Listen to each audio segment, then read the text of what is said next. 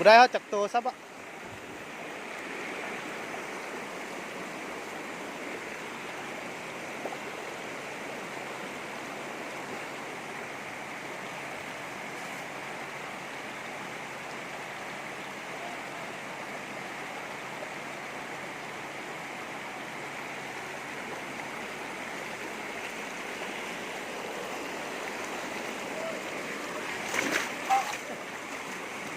หมื่น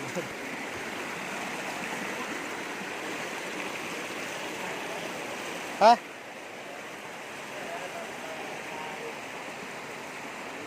เอาทองปุ้งเต้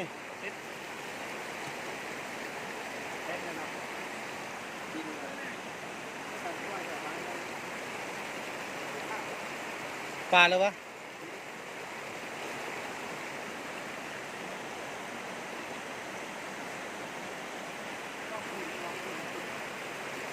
คัดไหมพอไหมไหม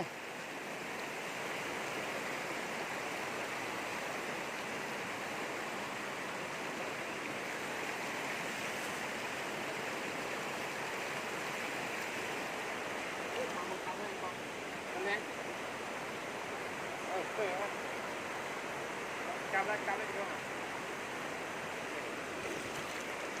จับเลย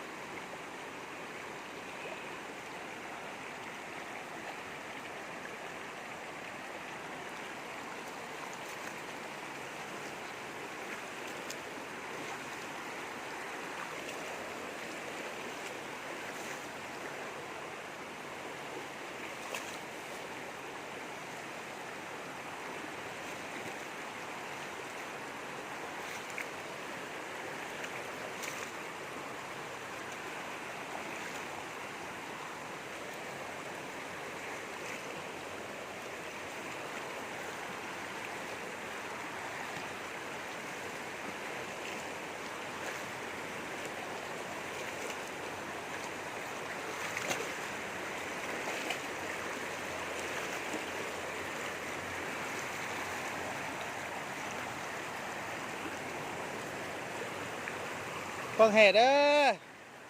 เอาปลามากินเด้อบ่เห็นปลาจักโต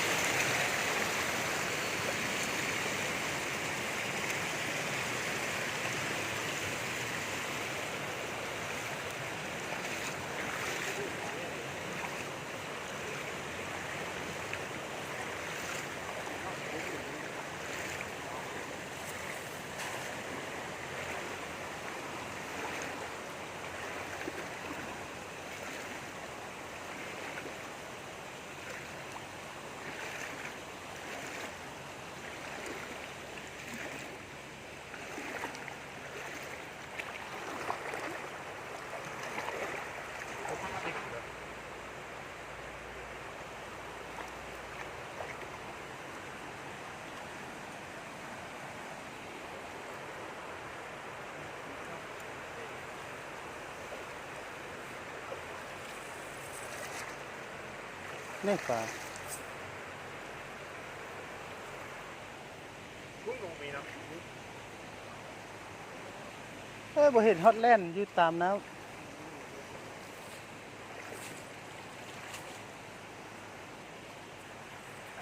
ตากล้วยบ้างบุพาจังหอกเลย เ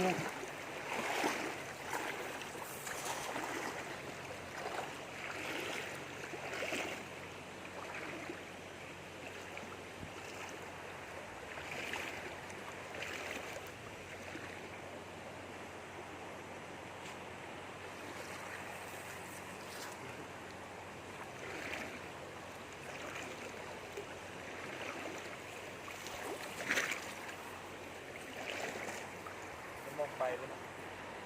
แต่เห็นมันเนาะ เล่นแล่นถึงแล่นล่ามเลย เฮ็ดแฮดตัวน้อย นี่มันอยู่ในหู นี่เฮ็ดแฮดตัวน้อยๆนี่ ตั้ง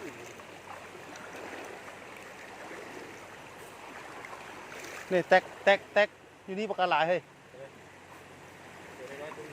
มันเข้านี่มันเข้าไปท่านเข้าไปไม่หินนั่นน่ะโอ้บ่ได้ไล่ๆทางเทิงมานี่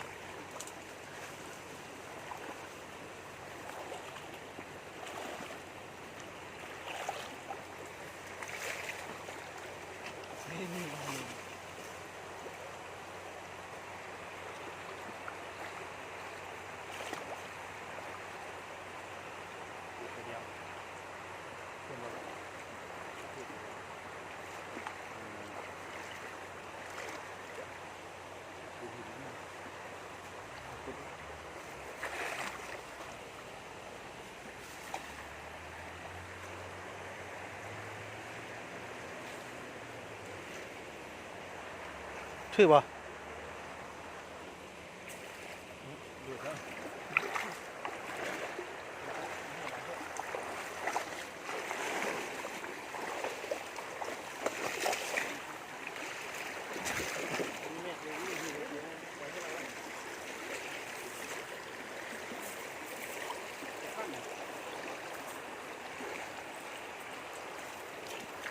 ขั้นหนึ่งไปที่ไหนนี่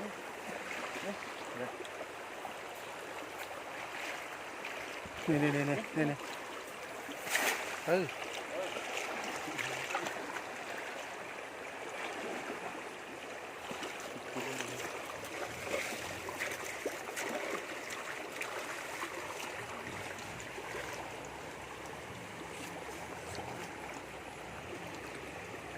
ข้าวหนึ่งหินนะ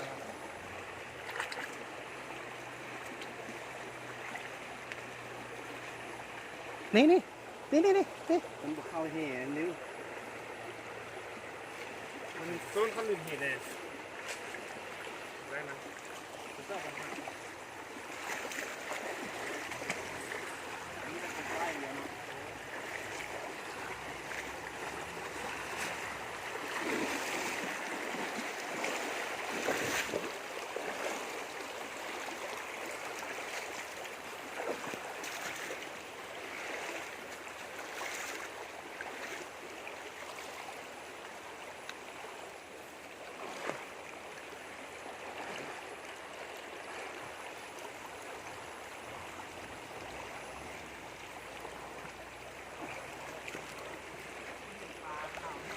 เฮ้ยแตกมาทางนี้ไหมเฮ้ย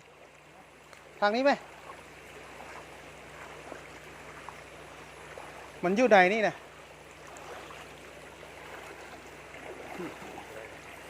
มีแต่กลางนี่แล้วไล่มันเข้าแห่เอาวะ ไล่มันมานี่รอแล้วงับเขา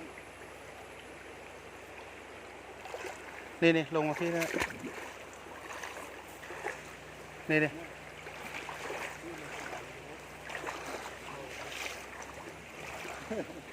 ร้อยพวก ข้าวไม้ขีด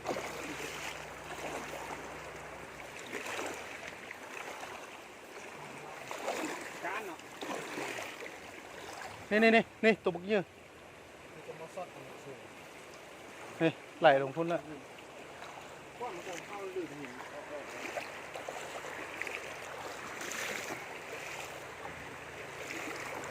นี่แตกทางนี้ไปมันลงพุ่นมาแล้ว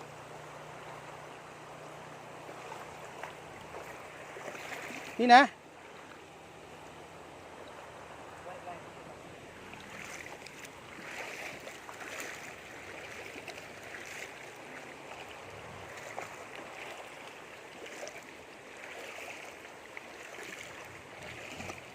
เห็นป่ะเห็นขึ้นไปป่ะ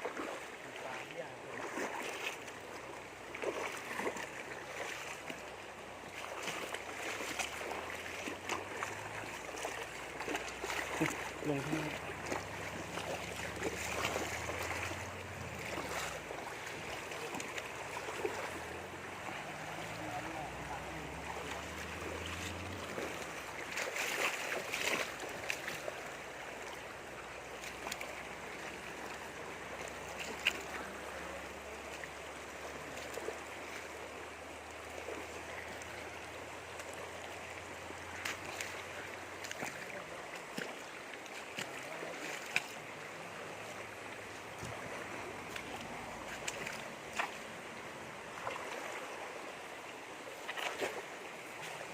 นี่แหละ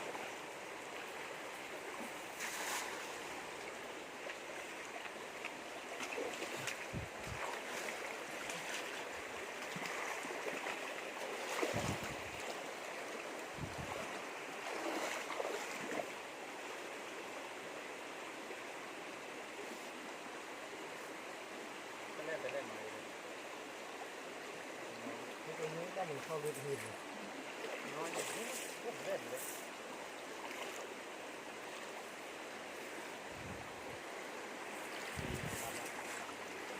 ไวหมดนี่เลย กูได้กินอ่ะมีแต่เบ็ดจีนอ่ะ ไม่น้อยนะ เบ็ดจีนหม้อไฟแล้ว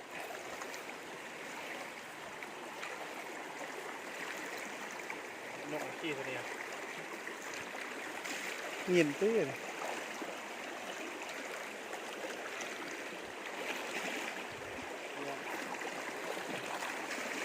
โอ้มันขึ้นหนักเลย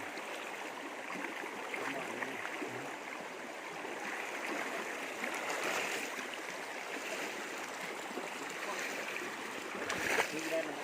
ขึ้นก็ทำได้ทำไม่ได้แล้วบนหักนี่เราทำได้ไหม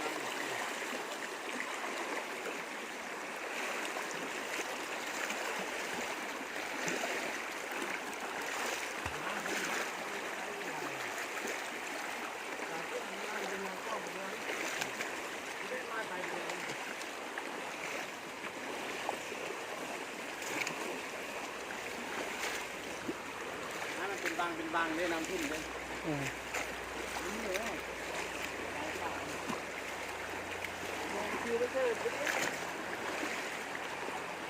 แม่นเลยวะคุณนะอ๋อ รวมมันได้เลยกลาง กลางดินี่เห็นตัวมันอยู่นี่เลย งั้นตีเบอร์ไพ่ที่เหรอ นี่นี่นั่นเลยประกัดนะ เข้าลืบนี้นะ จุกเลยก็ ไงเอาไหม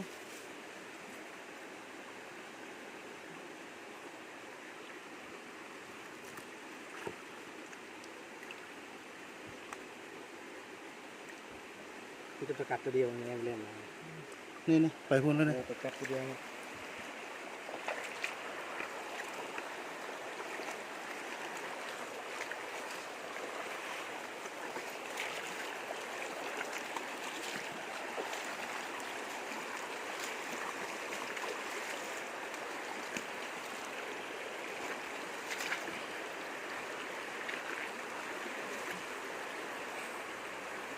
พวกหมานี่นกกินด้วย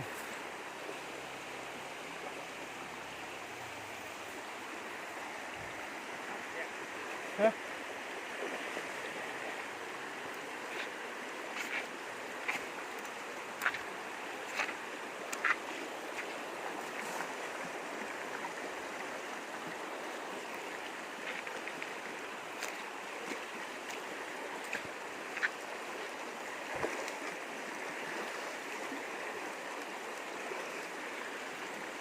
บเวนปลาจะหน่องคือเก้าแล้วตี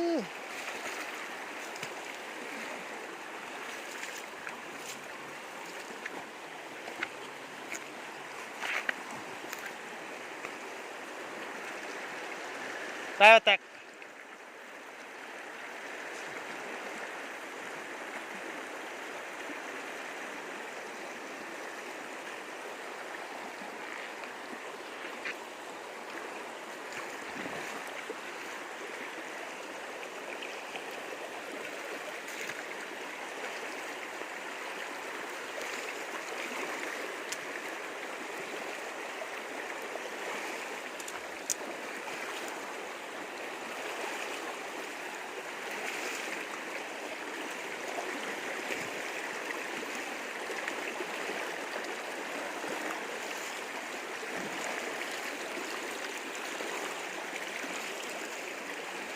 ร้านละบิดอะไรนะ งับแบ่งขึ้นน้ำไม่น่า แต่ว่ามีปลาหลายเนาะวันนี้คือจะมีเยอะ ละโอม นี่เขาตานเอาน้ำไปเป็นห้องเลยเขาเพื่อปลาไปหั่นก่อนวละนี่เขา เอาเฮือปลาไปให้แล้วก็อัดนี่ครับเอาปลาขึ้น ใจเพื่อนเนาะ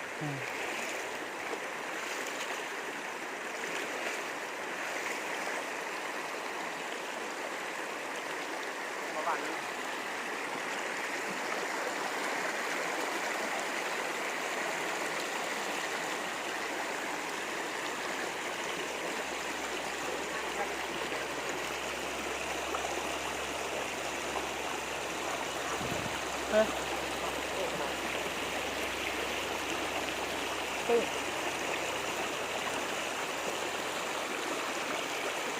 นี่มีลูกก็ปลา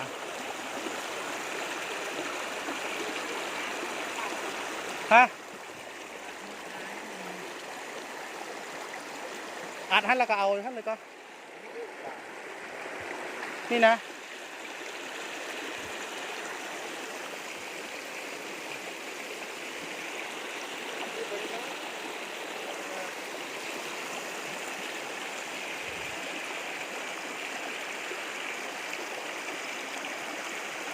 เห็นตัวเยอะ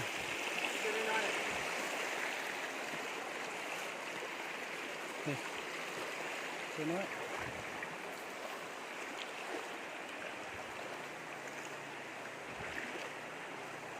นี่ตัวเยอะนะ รอดตาแห่เลย เอาไม่ขึ้นเลยปะ ไก่ปะ กล้องเกิดตรงนี้ปะ เดี๋ยวนี้เป็นยังทางว่าเนี่ย ขาหัวปะ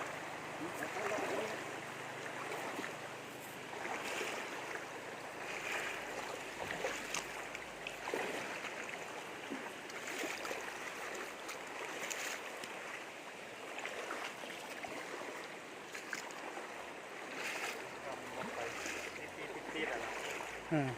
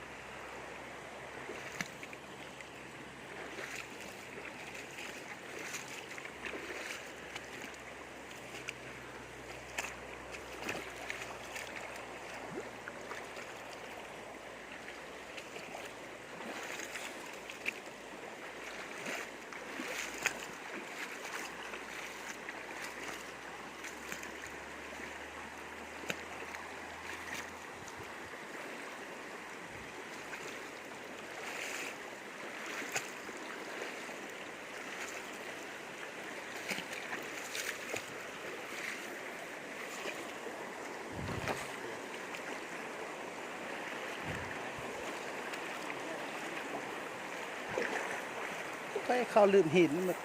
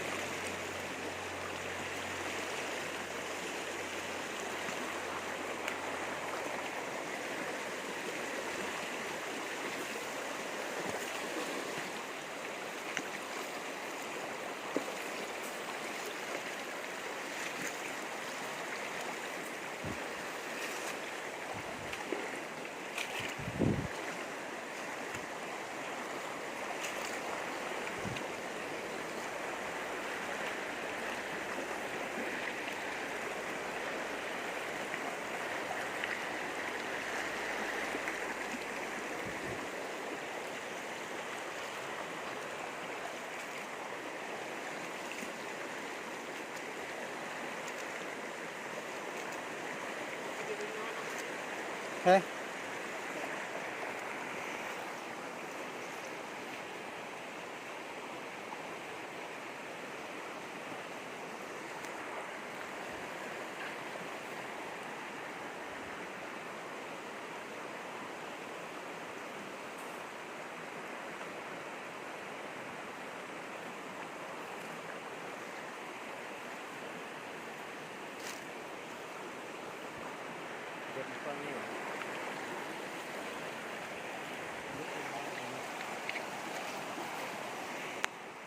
ถ้าเห็นมันเล่นทุกด้านเลยมันเทียยิ้มเนาะ อ่า คือตาที่แดงดูดีถ้าเราเอ็นจอยพวกนี้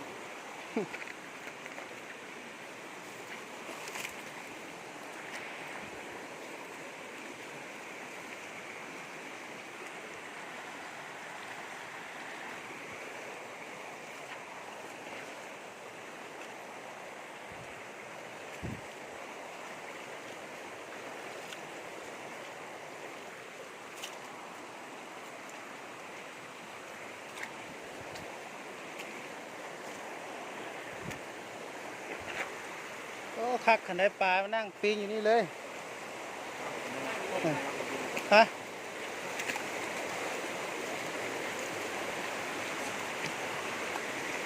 เฮ้ยวันนี้คัก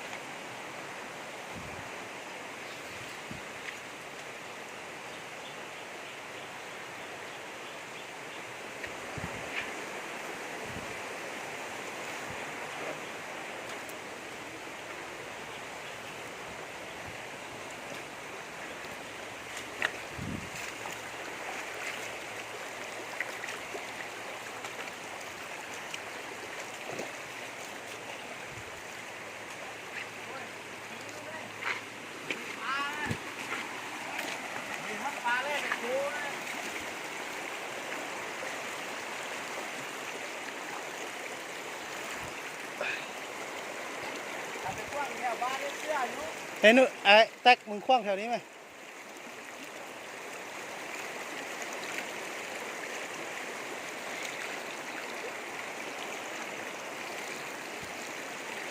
ปลานี้มันเข้าลืบหินวะ เฮ้ยขับไปคนแถวบ้านกันแบบนี้ นุ่นเบ็ดมึงไปเลย ข่าวซ่าแล้ว เบ็ดไปแล้วเลย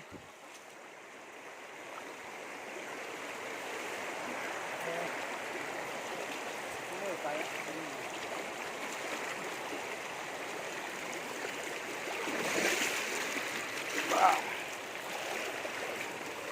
เฮ้ยเสื้อเบ็ดแบนเสื้ออยู่ถึงบกพี่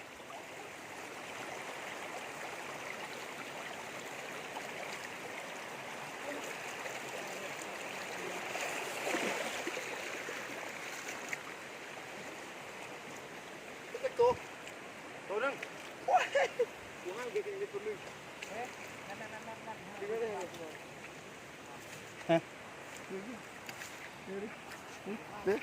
เลยใส่เย่เย่ กำลังจะถือเบ็ดเฮ้ยไอ้นั่นกับได้ถือเลยดิไอ้นั่นกับกิน เริ่มเลยพักว่างเฮ้ยกำลังกินเบ็ดประกันตัวนึง กันเลย เดินตามมาเนื่องจากแย่เขาพูดได้ไหมตัวเปย์ท่าลงมาเขาท่าลงมางั้นท่าแถวนั้นคืออะไรแย่เดี๋ยวเพิ่มพูดนะเจ้าไอ้ที่เลิกโอ้ยหล่อจะกินตัวสำนันนี่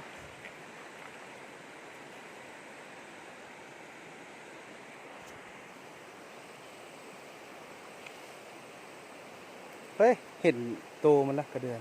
เห็นมาเบ็ดละ นี่อันนั้นไปแล้วเด้ กว้างเลย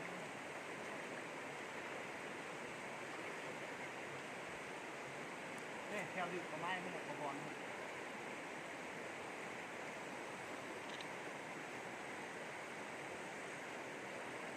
กินแล้วนี่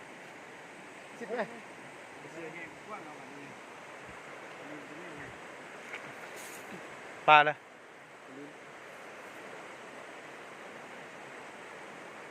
แปลงกระเดือนไหม นี่ตามมาเนี่ยไปซื้อให้ไหมบอกละย้ายไปซื้อกระบอกนี่มาทีเดียวตลาดนี่ แปลงไหมไอ้นี่ ก่อนน้ำมันลงกินแล้วน้ำทุนนี้ใครน้ำทุนอยู่นี้ คุยไปแล้วตัวหนึ่ง แค่รู้ว่าใส่บ้านน้องดูท่อดีก้อยนี่ นุ่นจับเสื้อไหมจับเสื้อส่งไหม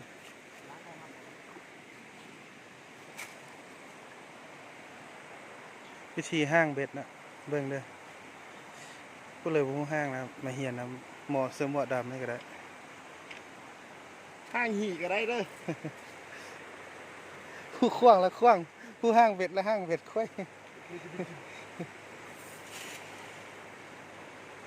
แก้เลยนุ่น ปลาน้อย มึงมาทางเลย ห้างก็คือน่ารักเลยเพื่อจนย้อยแบนได้ปลาน้อยตัวเดียวเพื่อจนย้อยได้ปลาน้อยตัวเดียวแบนเลยน้อยย้อนย่างขึ้นมาก็ซื้อขึ้นมาได้ก็ง่ายเลย วันมา มันก็เป็นว่าพวกที่บ้านนั่นเองบ้านเล็กตลอดเลยอันนี้ย่างเหือจนย้อยได้ปลาน้อยตัวเดียวกันดีว่า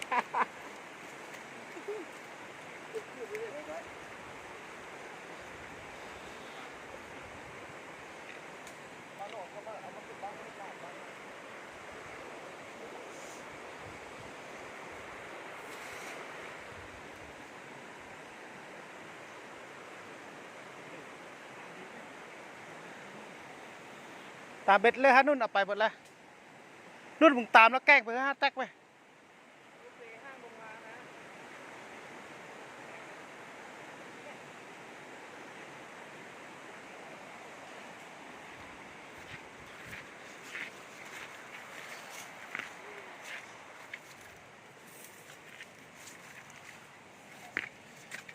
สู้เอาไปเลยวะพักกูดไป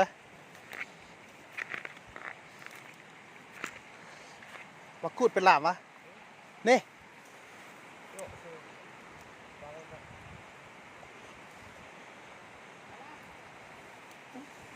ตายอยู่บ้าน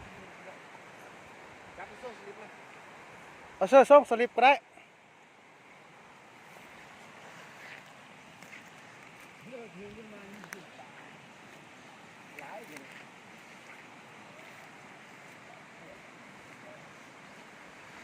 วิธีเก็บผักกูด เหียนนำเด้อ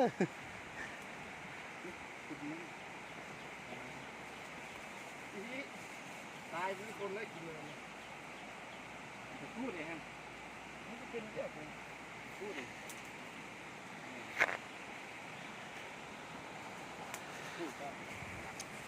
โอ้มีควายเลย3 ตัว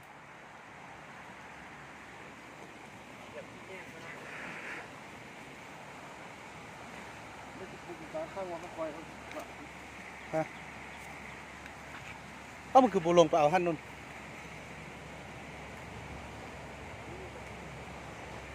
นี่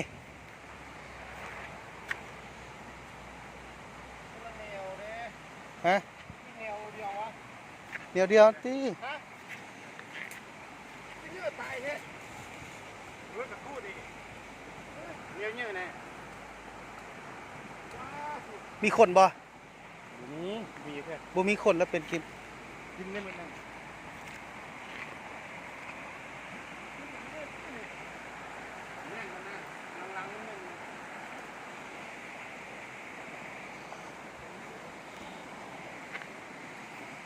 เขากินมัน เ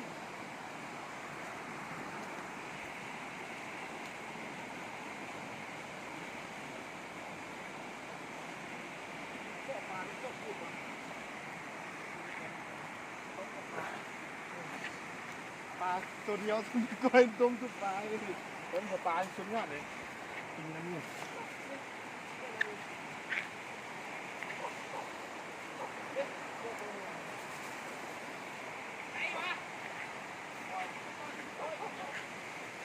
ลูดไป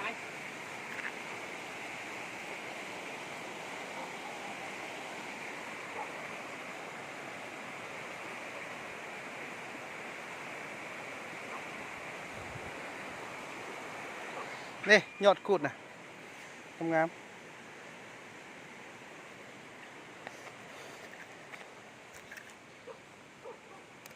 แม่นเวลาเนี่ย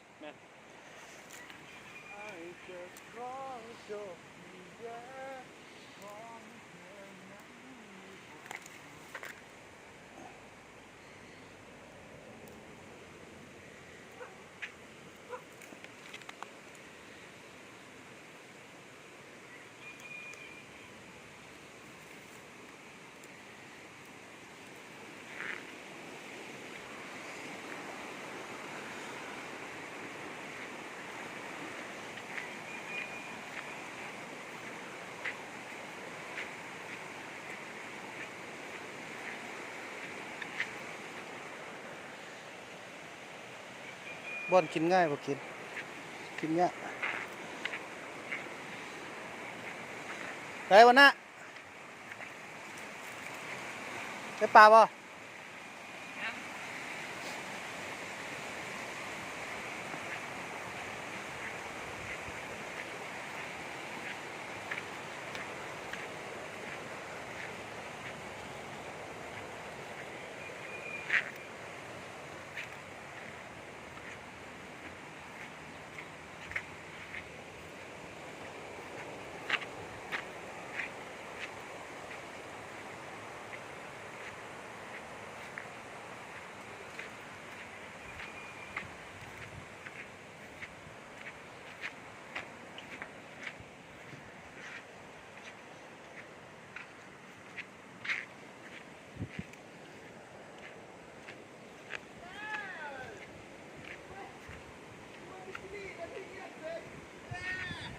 ยกมาเด้อ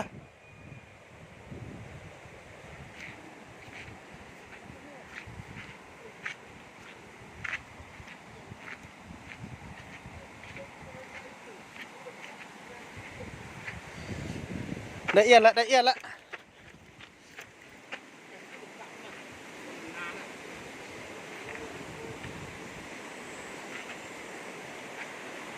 เสื้อบอลเลยวะคือว่ายกไป น้อยหนึ่ง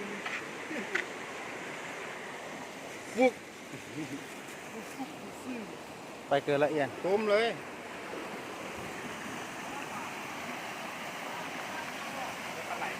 ฮะมีจะเอาเผาแบงค์มาอยู่รถคนไปเลยป่า แล้วปรับได้เลย นี่ละยอดกูดนะ ไม่จะโกรธละ เลย2-3 ตัว4-5 ตัวเป็นกินตุ้ยพูนนี่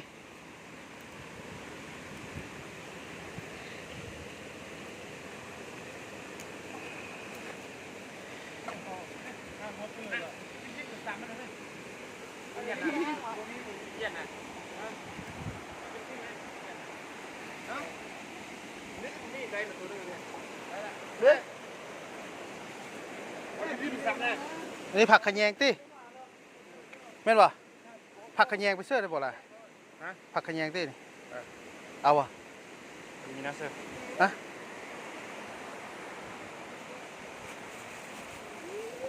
ยอดกุด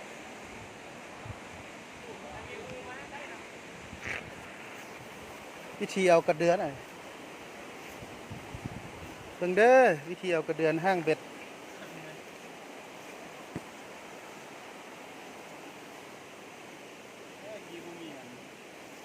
กระเดือนเขาบ่ออกมา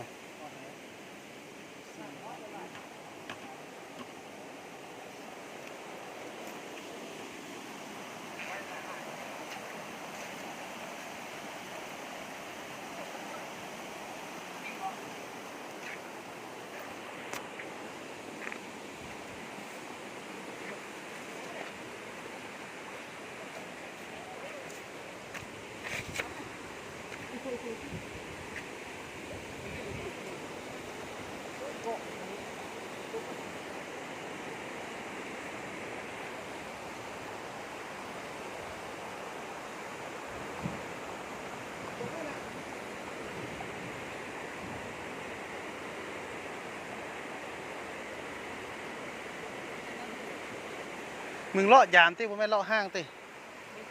มึงน่ะ ห้างนี้ตัวเอี้ยนดูเลยดีดีเรือนๆค่อยกดมาด้วยเดี๋ยวดีนั่นแหละ